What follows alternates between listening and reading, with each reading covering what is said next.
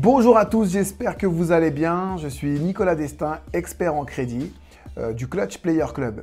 Aujourd'hui, nous allons aborder une thématique autour du crédit immobilier qui est donc le fait de se faire financer en 110% sans apport. Voilà, c'est une thématique qui est très délicate et qui est très demandée, donc je vais essayer d'être le plus précis possible. N'hésitez pas à liker la vidéo en actionnant la cloche et à vous abonner à la chaîne YouTube et à partager la vidéo à un maximum de vos contacts si elle vous a plu. Vous avez également la possibilité de télécharger un guide gratuit qui s'appelle les 7 secrets du crédit immobilier qui vous permettra d'avoir un condensé et un e-book sur la thématique et qui me permettra à moi de vous envoyer ma newsletter. Voilà, donc la thématique c'est se faire financer en 110%. C'est un grand sujet. Est-ce que c'est possible? Est-ce que ça n'est pas possible? On a différents sons de cloche. On nous dit bien souvent que c'est impossible. Je vais vous donner mon opinion sur le sujet. Donc, comme je vous l'ai déjà dit, j'ai travaillé pendant 20 ans dans la banque et dans le courtage. J'ai géré 3 sociétés de courtage et j'étais conseiller dans 2 grandes banques. Une grande banque avec un écureuil et une grande banque avec des couleurs vertes qui commencent par un B. Voilà, vous avez compris. Voilà, donc de cette expérience, je peux vous dire que se faire financer en 110%, c'est une possibilité qui s'est restreinte notamment avec la pandémie, mais qui jusqu'à présent était tout à fait faisable dans pas mal de cas. Donc, dans le premier cas que je vais vous citer, c'est par exemple si vous avez de l'argent de côté pour financer les frais, etc., mais que vous ne souhaitez pas le mettre dans le projet. Vous avez la possibilité d'avancer cet argument, dire à votre banque, OK, financez-moi pour cette maison, ce bien, cet immeuble ou cet appartement que j'achète 200 000 euros. Financez-moi les 220 000 euros dont j'ai besoin, puisqu'avec les frais, grosso modo, on a 10%. Donc, le prix d'achat du bien, c'est 200 000. Vous demandez à la banque de vous financer 220 000. Vous dites, voilà, j'ai 30 000 euros de côté. Je les place chez vous, par exemple, sur une assurance vie pour vous montrer ma bonne foi. Voilà, ça c'est une première astuce pour avoir un argument et pour donner, en fait, c'est un peu du donnant-donnant dans les banques. C'est-à-dire que si vous faites un effort sur un placement, le banquier, lui, il a des bâtons, hein, il a des produits à vendre et ça lui donne un argument pour négocier auprès de sa hiérarchie. Donc ça, c'est une première façon de présenter les choses. Maintenant, dans le cas où votre banquier vous refuse de 110%, ce qui arrive quand même régulièrement, où ça n'est pas envisageable de le faire directement par la banque. Une astuce toute simple, c'est de faire ce qu'on appelle un prêt lissé. C'est-à-dire, je vais vous expliquer le montage. Vous achetez par exemple un immeuble 200 000 euros. En province, vous avez des petits immeubles qui sont tout à fait abordables dans ces prix-là. Donc 200 000 euros, vous savez que vous avez à peu près 20 000 euros de frais. D'accord? On a 8,5 de frais de notaire et 1,2, 1,3 de frais de caution. Donc ça fait 10%. Donc 200 000 euros de prix d'achat, ça fait 20 000 euros de frais. Le banquier, en général, il va vous demander de les mettre, ces 20 000 euros, en apport.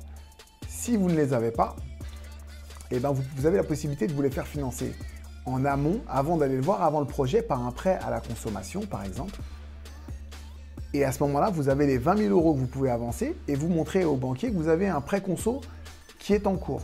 D'accord? Vous n'êtes pas obligé de dire que vous avez fait le prêt spécialement pour le projet immobilier parce qu'il y a une petite jurisprudence, il y a une petite, je dirais pas que c'est interdit, mais c'est mal vu de faire financer des frais de notaire par un prêt conso. Donc vous faites un prêt conso, simplement vous ne dites pas que vous l'avez fait uniquement pour ça. Vous dites que je l'ai fait pour me constituer une épargne. Voilà.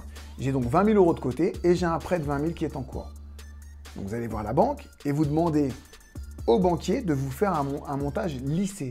C'est-à-dire que vous demandez au banquier de faire en sorte que, si par exemple les 20 000, ils sont financés sur 5 ans, de faire en sorte que pendant les 5 premières années, la mensualité du crédit, des 200 000, soit moins importante. Et qu'au bout de 5 ans, quand vous aurez terminé de rembourser votre prêt à la conso des 20 000, que cette mensualité, elle puisse réaugmenter de façon à ce que vous ayez tout le temps en fait en cumulé la même mensualité. Donc ça, c'est le lissage.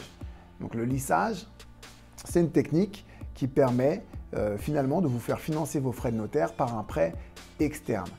Ce qui est bien pour la banque, c'est qu'en termes de risque, le risque est divisé en deux. Vous avez un organisme, par exemple Sofinco, CTLM, un organisme externe qui a fait les 20 000, qui a pris un risque sur 20 000, hein, vous prêtez 20 000 euros.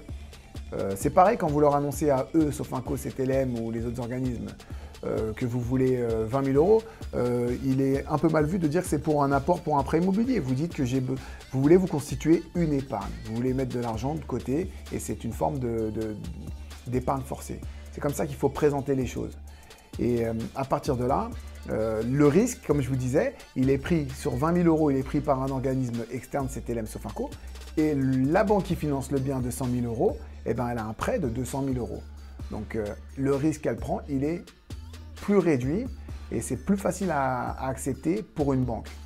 D'accord? Parce qu'en plus, avec l'amortissement de capital, etc., vous devez 200 000 au début, mais au bout d'un an, vous devez plus que 195 000. Au bout de 2 ans, vous devez plus que 190 000.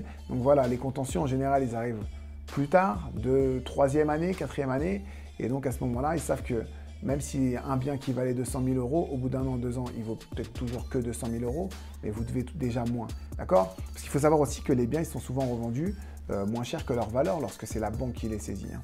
D'accord? Donc bref, on ne va pas aller jusqu'à cette thématique un peu négative, mais sachez que vous pouvez vous faire financer en 110% avec ce montage-là, et c'est un montage parmi tant d'autres. Vous avez aussi d'autres montages avec des enveloppes travaux qui peuvent servir également à vous rembourser votre apport, si vous pouvez l'avancer, si vous avez la possibilité de l'avancer. Voilà. Mais n'hésitez pas également à nous solliciter si vous avez ce genre de problématique et à nous contacter et on vous conseillera au mieux de toute façon. Voilà. J'espère que la vidéo aura été utile. Je vous invite à cliquer sur la cloche et à vous abonner à la chaîne YouTube et à partager un maximum de vos contacts si ça a été utile. À très bientôt, à très vite. Ciao.